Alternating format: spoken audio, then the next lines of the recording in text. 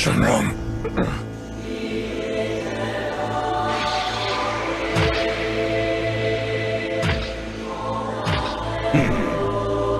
What's up YouTube, it's Alec here with Team Yagi bringing you a brand new video. Today we got a deck profile on the deck that I took to my local store championship this past Saturday, and I actually came in second with it. I went 3-1. The only loss I had was to Fuse Zamasu, and that deck is just stupid powerful, so but I'll get into that later in the video. But yeah, I just wanted to apologize for the lack of content. It's been obviously a little difficult with no locals or anything really going on these last couple months, but let's get right into it. The leader we're running is Syn Shenron. Now this is a leader that I've been waiting for since I got into the game, right when set 3 came out, so a good couple of years now. And I'm really glad he's finally out, and I'm really enjoying this deck so far. It's surprisingly more powerful than I thought it would be, and it's kind of helped get me back in love with the game almost. Not to be cheesy or anything, but like I said, the leader is Syn Shenron. When this card attacks, he has an auto of winning attacks. Look it up to 5 cards from the top of your deck, add up to 1 Shadow Dragon card among them to your hand, and shuffle your deck. So it helps you grab your pieces every time you swing with him, which is really nice. Really nice to have, especially if you don't have those evolve targets in your hand in your opening turns. You're able to dig for him, which is always awesome. And then at the end of the turn, he has another auto, which allows you to choose up to 1 yellow Shadow Dragon card in your battle area and switch to active mode, which is really nice because you can switch your blockers to active mode after swinging with them. So you still have that ability to block with them. To awaken, you either can be at 3 life or less, or you can have a yellow Unison card with a specified cost of 4 in play. And what you do is you draw 2 cards and then switch one of your energy to active and flip them over. And then when you flip them over, when you flip him over, he becomes Syn Shenron Negative Energy Overflow. He has an auto on attack. He just draws a card, and then at the end of the turn, he has an auto similar to his front side. Only this time you choose all of your yellow Shadow Dragons in your battle area, and you switch them to active mode. He also has what's kind of been dubbed as an ultimate effect, where activate main, you tap 6 yellow, and you play up to 7 Shadow Dragon cards with different card names from your drop area. Now, with set 10 just coming out, they only have 2 Shadow Dragons so far, but you're able to play all the targets that are available to you, because the negative energy balls actually count as Shadow Dragons, which is really nice. But to get right into it, we run 4 of negative energy 2-star. It has a permanent. This card can't attack and isn't affected by your opponent's skills, which is really nice, especially if you don't have, like, on your turn 1 play, you can, if you're going first, you can play it and you'll be protected for your second turn to go into its activate main, which is tap 1 yellow, and then if your leader card is a Shadow Dragon card, you place this card in its owner's drop area. You can choose up to 1 Haze Shenron with an energy cost of 2 or 3 in your deck or hand. You play it, and then you shuffle your deck if you look through it. And right now there's only 1 option, but with them saying 2 to 3, I'm going to assume at some point we're going to have a 2-drop Haze Shenron. But for right now, we're running 4 of Haze Shenron, the Poison Mancer. He's a 15k with critical, which is really nice to have, especially on your second turn. And then when this card's played, you can add up to 1 Shadow Dragon card with an energy cost of 4 or less from your drop area to your hand. So you can recycle the ball. You can recycle this card itself, and you can also recycle the evolve target that it has, as well as the tournament pack Syn Shenron and the 4-drop Syn Shenron. So that's really nice to have. Just help apply that early pressure in the game. So, but yeah, we run him at 4. We run all the Shadow Dragons at 4 because right now, like I said, there's only the 2 available. But they did announce we're getting Naturon and I believe it was Ice in set 11. So that's really nice to have. But we also run 4 of Haze Shenron Venomous Mist. He has Double Strike, which is, again, also really nice. He evolves for free as well on top of the 3-drop. And then he's switched to active, so you would swing with the Poison Mancer for the critical. And then even if they take the damage or not, you can just evolve on top of him and stand him back up to active and swing for Double Strike. Potentially doing 3 damage turn 2 if you have the cards in hand, if you have it available. But he has an auto where if your leader is a Shadow Dragon card, you choose one Shadow Dragon in your hand, discard it, and then when this card attacks or is used in a combo, you can choose one of your opponent's battle cards in rest mode with an energy cost greater than their current energy and KO it. And that's really big right now because there are the counter plays that are usually around cost of about 5 energy, as well as one of the deck matchups that I went against was Vegito, and they were able to play the 4-drop for when they still had like 2 or 3 energy. They were doing the candy package, so I was able to kind of control their board and get rid of those kind of cards. So that's always nice to have answers to, especially for like bigger threats, which has become a lot more common in the game recently. So that's it for Shenron. For Syn Shenron, the big Mac Daddy, I guess. We run 4 of negative energy 1-star ball. It's the same as the 2-star. It can attack and isn't affected by leader skills or opponent skills. Sorry, not leader skills, just opponent skills in general. And then again, you can tap 1 yellow to pitch it into the drop and play a Syn Shenron with an energy cost between 2 and 4 from your deck and play it. Now this plays the tournament promo, which I unfortunately do not have any copies of. Our locals hasn't gotten any tournament promos yet. But it also can play the secret rare Syn Shenron, which isn't in this build of the deck. It would be more in like a set 10 only build. But that card can also drop to 2 to 4 energy pretty quickly, especially if you have 1-drops in the, like, because it lowers by 1 for every 1-drop in your drop area, which this deck has multiples of. So you're going to be able to get that card out pretty quickly too, which is really nice.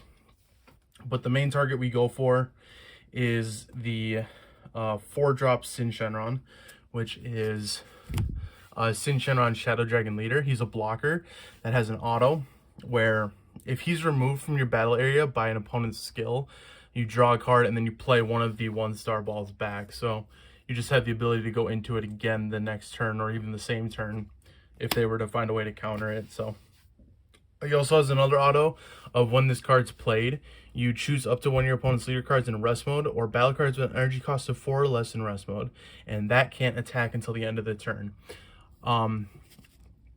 This effect is so good, especially when you pair it with the Zamasu super combo. One of the other matchups I had against with this deck was against the Reboot Son Goku lead, the one that taps energy and untaps energy. And because he was in rest mode, he wasn't able to attack with the leader, so therefore he couldn't keep manipulating his energy, so I was able to kind of control it from there. Same with the Vegeta lead. So the matchups I had were Baby, Vegito, and then Reboot Soul Striker. And with Baby, this card was so helpful. Was able to help me get to the parts I needed and help me actually survive, because that's a deck that kills usually turn 2, turn 3, and with being able to play the 4-drop as easy as I can, I was able to actually survive long enough to do what I wanted to do and win, which is great. But we also run 4 of the big bad Syn Shenron Destruction Incarnate. He is 9-drop with blocker, revenge, and 30k power. He has an auto of when your opponent plays a battle card, you may choose that battle card, ignoring barrier and negate its skills for the turn. This is not a once per turn effect. This is anytime your opponent plays a battle card at all, honestly, whether it be on your turn or their turn. Unfortunately, the effects that go off, the autos that happen on play still go off, but after that, this card just blanks everything. It's basically a cold bloodlust on legs with a big body, which is great. I love it. And then also similar to the 4-drop, when this card's removed by a skill or KO'd, you draw 2 cards and then play 1 negative energy 1-star ball to go back up that little chain, quote unquote, the Syn Shenron chain. That's it for the Shadow Dragons that we run. Like I said, we max them out because that's all we have available to us right now. But we also run 3 of Super Saiyan 3 Son Goku, the last straw. This card just kind of helps with self-awakening. If your opponent's playing more defensively, this will help you get to the cards you need faster to awaken. If you're not seeing your Unison, he just takes a life on swing, similar to Saiyan Kaba, and just gets 10,000 power and double strike for the turn. Now, after Saturday, I was talking with one of my opponents, the one who was playing the Zamasu, and we've decided to actually take this out. So I'm actually going to be replacing this with Bardock Raider's Warcry. I think that would be a better option, and then I'm going to keep one in the side deck just in case. Like I said, for those more defensive decks. We also run 3 of Vegeta Prideful Transformation. This is also a blocker, which is really nice to have. And it's a counterplay. It's part of the new set of counterplays that came out in set 10 that are battle cards. You can't activate the counterplay skills of other cards for the turn if you play this card, though. But the battle card being played is played in rest mode, and then you play him. So he's basically like a giant ball or a crusher ball for one target that your opponent's playing, which is really nice.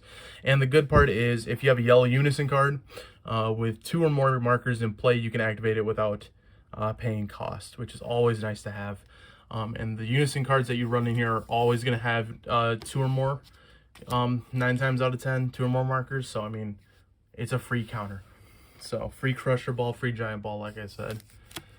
We run 2 of Zarbon the Emperor's Attendant.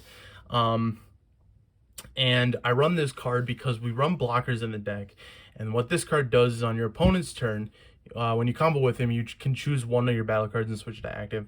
Just a nice way to kind of keep those blockers active, even if you're already blocking with them. So you can just use them again the next turn. Especially with the Syn Shenron that has Revenge. To just keep using that is pretty nice, because then it kind of shuts down your opponent, because they obviously don't want to lose their field or lose their advantage by having their cards get KO'd from Revenge. So now I threw this in. The week before I went 3-1, I actually went 1-2. I played 2 Invoker matchups, so I threw in 2 Swift Retaliation Cooler just to kind of counter the Invoker matchup, but I didn't play any this week. But yeah, this is just a counter, where if your leader card's yellow, you just negate the counter and then play this card for 3 cost. And then when you play this card, you just draw 1 card. Then if you have 6 or more cards in rest mode, you draw 1 more. So you could get a draw 2 basically. But like I said, I never had the Invoker matchup this previous weekend, so I might also switch that around, maybe side that or not.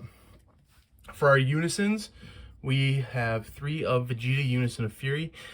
This card is going to be getting moved to the side, as it was kind of clunky. I didn't play it at all during the tournament, and I actually kind of clogged my hand up. And so it's just not necessary to have in the main deck, I feel. But as an activate main of once per turn, you can choose this card or one of your opponent's battle, or one of your battle cards, not your opponent's, sorry, and you can switch to rest mode and then add a marker to the card, which is really nice to have. For taking a marker off, you can activate during your main. Your opponent can attack with battle cards with energy costs greater than their current energy until the end of their next turn, which is really nice to have. And then you can remove 3 markers, and during your main, you can choose up to one of your opponent's energy, switch it to rest mode, then this card gets plus 5,000 power, double strike, and dual attack for the turn. So it becomes a 20,000, I don't know why I stuttered, double strike dual attacker, which is really nice. But yeah, like I said, it didn't see any play at all during the tournament, so I'm going to side it actually, and it actually ended up clogging, which was not helpful. Especially during the Fuse Zamasu matchup, when my hand was 3 Meki Cabra and 2 Vegeta with no combos and 7 tokens to go up against, or 6 tokens. So you know how that went. I got stomped. But speaking of Meki we have 4. This card is a must-have at 4 because it's the only yellow Unison that has a specified cost of 4, so it helps you awaken sooner than 3 life, and you can actually control the game long enough where you can actually get this out with no issue. He is a blocker, which is kind of a theme with this deck. Once per turn, when this card loses markers during an opponent's attack, you can choose up to one of your opponent's cards and switch it to rest mode. So similar to the Zamasu super combo, you're kind of controlling their board and kind of controlling on if they want to swing or not by switching everything to rest for them, and kind of stopping their plays sooner rather than later. For a +1 to add a marker onto the card, you can draw 1 card, then choose one of your opponent's battle cards in rest mode, ignoring barrier, and that card can't be switched to active until the end of your opponent's next turn. And that again is really good on shutting down boards, really good on controlling attacks and aggression. And then for -4, you can choose up to one of your opponent's battle cards, gain control of it, and switch it to active mode. I used this effect in all the games that I won on Saturday. I stole a Grade 8 Baby, a Vegito to stop the candy energy swap mechanic, and then I also stole the Hit Goku blocker from set 10. So this card is very nice to have, especially if you're being pressured. You can just steal the card that's applying that pressure, and then you should be good to go. Stealing the Grade 8 Baby was actually what kind of helped me win the game. So I'm a huge fan of Meki Kabura, and like I said, it is a must-have at 4. For our super combo, we'd be crazy not to run 4 of Zamasu's Sacred Disbelief. I believe this super combo is one of the best super combos in the game right now, and it should be a staple in every blue or yellow deck, honestly. Basically, you just combo with it, and when you do, if your leader card is blue or yellow, you choose up to one of your opponent's leader cards or battle cards and switch it to rest mode. Now, you don't have to be at a certain life like with other super combos. You don't have to be at 4 life for it to get that effect. So turn 1 or turn 2, if you have the 4-drop Syn Shenron out, the one that stops your opponent's cards from attacking if it's in rest mode, you combo with the Zamasu here, and then you play the 4-drop, and then they can't attack with that card. Really nice on shutting down leaders that get effects on swings, especially very early game. Very nice to have. For our finishers, we run 1 Fu Shrouded in Mystery. It's an Overwhelm 10. You tap 6 energy to play it, and you overwhelm at least a minimum of 10 cards. It has double strike, and then when you play this card using Overwhelm, your opponent can't activate skills on cards other than their leader card until the beginning of their next turn. This card has won me games as well. It is a very nice finisher to have. I run it at 1 just because we're not really going to be overwhelming a lot. Plus, the other finisher I run is Cell Zeno, and I actually see this card more than I see the Fu, and this card has won me more games than the Fu has, honestly. The Cell Zeno, if you don't know, it has quadruple strike. It's an ultimate, so you can only run the 1 of it. It has deflect, the energy exhaust, which doesn't matter in this deck, and then successor. So you can have the 9-drop and 9-drop Syn Shenron, and the 3-drop Haze Shenron, and that's 12, and you can just successor over it for free. And then if you have 5 or more energy, when you play this card, you can choose up to 3 cards in your opponent's hand and place them in the drop, and this card gains dual attack. So it becomes a 40,000 dual attack quadruple striker. And every time I won games with this card, I've been at 5 energy and been able to rip the cards out of their hands and just go for games. So it is an insanely powerful secret rare, and it's almost a little too powerful, but I'm not gonna say it needs to be banned or anything, but definitely needs to be looked at. For our extra cards, that was it for our battle cards. For our extra cards, we run 2 Vegeta's Final Flash in the main. It has an activate battle where if your leader card is yellow, you can choose up to one of your leader cards or battle cards, and it gets plus 15,000 for the duration of the battle. And it has an auto where if all your energy is yellow, which it will be, when you activate this card, you choose up to one of your opponent's battle cards, ignoring barrier, and negate its skills for the duration of the turn. So it's also a very nice card to have. We run 3 of Flying Nimbus, one of the best negates in the game. Just negate the attack, and then you can discard a yellow card, and your opponent can only attack 1 more time with battle cards for the duration of the turn. So that's it for the main. We did best of 1s, so we didn't get to use the side deck at all, but I'm still going to show it off anyway. For our side deck, we have 2 Furthering Destruction Champas. Obviously, everyone should know what this card does. It just gives you just choose one of your attacking cards, and it gains double strike for the turn, as well as the 10,000 combo power. We run 3 of Released from Evil. It is one of the new counters, new counters in the game. It's counter attack where if your leader card is mono yellow, you choose the attacking card ignoring barrier, negate its skills for the duration of the turn, and it can't be switched to active mode until the start of your next turn. And then if you have a yellow Unison card in play, you can activate it for free. It's really nice to have. especially against like aggressive decks. We didn't see any on Saturday, but then again, we also weren't using the side. So we run 2 Poutine, the Dark Sorcerer. She has barrier and she's a unique card, which means you can only have one of her on the field at any given time. She has an auto where if your leader card is yellow, when an opponent's card is switched to rest mode by one of your card skills, such as the Zamasu or anything that switches anything to rest, you can play this card from your hand for free. And then auto once per turn, when your opponent plays a battle card using a skill or activates a counter skill, choose one of your opponent's battle cards and switch it to rest mode. So just a nice another way of kind of controlling the board here. We also run one more Vegeta's Final Flash in the side, so there's 2 in the main and 1 in the side, just in case, you know, we need more power or need to kind of control the board a bit more. We'd run 2 Mechikabura, the Broken Seal. The only time I could see myself using this card is against the Fuse Zamasu deck, just to stop the Obuni plays, because the Obuni can be played turn 2, turn 3 if they have the proper setup, and going against that many swings that quickly is just disastrous. But it has Deflect, and then when this card is played, you declare an original energy cost and character name, and until the end of your opponent's next turn, they can't play cards with both the declared character name and original energy cost, and you can't play copies of this card during your next turn. So you could, if you're turn 2 and you went first, so they'd still have 1 energy, but you know you're going up against like a ramp deck, you could play this and say, you know, 4 cost Obuni, and they wouldn't be able to play Obuni. So I mean, it helps stop cards like that, that just apply pressure so quickly and so oppressively, with the drawback of you can't do it the next turn either, so you'd have to wait basically 2 turns to play another copy. So that's why we only run it at 2, and that's why it's in the side. We run 2 Giant Ball.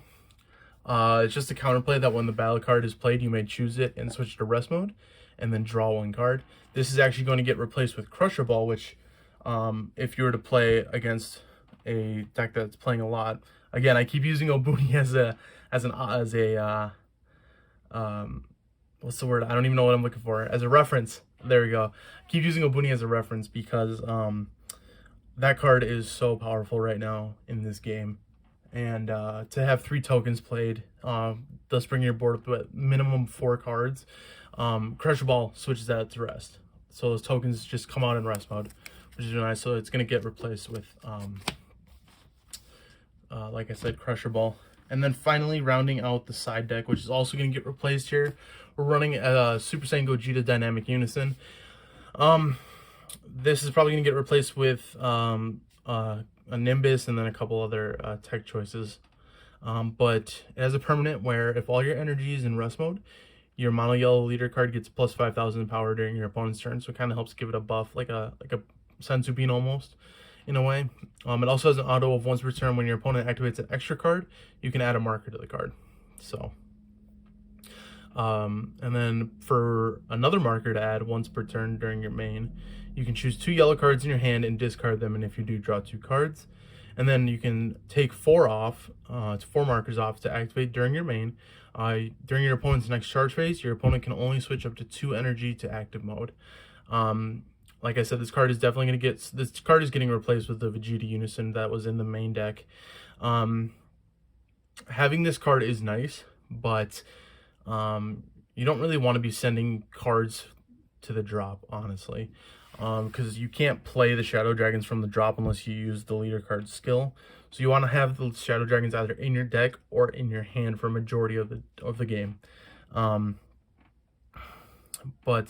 while the auto is nice, where it gets a marker for your opponent activating an extra card, it's just not as good as the Vegeta. I feel like the Vegeta will definitely see better use in the side than this card. I don't ever see myself siding into this card, so it's just going to get replaced with the Vegeta. But yeah, that's going to do it with this deck profile on Syn Shenron. Again, I'm so glad that this is finally a deck. I'm so glad it's getting the support it deserves, and that's actually powerful. I wouldn't say it's, you know, tier 1. I would say like maybe a high tier 2, low tier 1 maybe.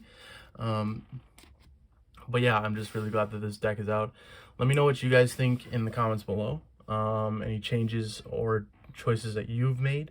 I'll link a list from Shenron's layer in the description, so you guys can just take a look at that as well. If you want like a physical reference, so you don't have to keep rewatching the video. But yeah, again, this is Alec with Team Yagi. Thank you for all the support, and we'll see you guys next time. Thank you.